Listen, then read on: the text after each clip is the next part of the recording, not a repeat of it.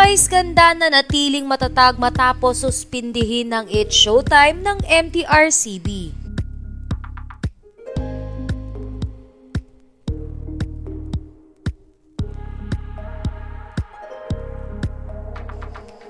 Matapos ngang ilabas ng MTRCB ang kanilang desisyon hinggil sa noontime show na It's Showtime na patawan ng 12 araw na suspension, ay palaisipan ngayon sa mga netizens kung ano ang magiging hakbang ng noontime show na It's Showtime.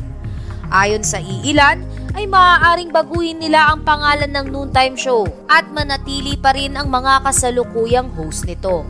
Samantala, matapos nga ang nakakalungkot na balitang ito tungkol sa It's Showtime, ay kanya-kanya naman ng post ngayon ng mga It's Showtime kagaya na lamang ng pangunahing host nito na si Vice Ganda. Sa pamamagitan nga ng kanyang Instagram account ay nagbahagi ito ng ilan sa mga larawan nila ng It's Showtime family. Kalakip ang caption na tila ba nananatiling matatag sa kabila ng mga problemang kinakaharap nila ngayon. Ayon kay Vice Ganda, "In the middle of every difficulty lies opportunity." Shinare naman ito ni Ryan Bang at Ayon Perez sa kani-kanilang Instagram account.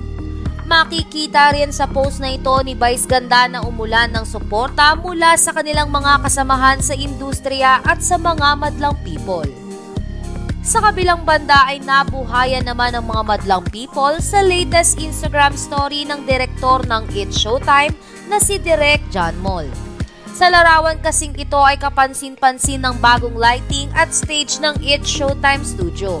Tila ba kumpirmasyon ito na mapapanood pa rin ang It's Showtime sa ibang pangalan ngunit sa parehong set of hosts pa din. Matapos ngang ibahagi ito ng direktor ng It's Showtime, ay di maiwasang matuwa at magkomento ng mga madlang people.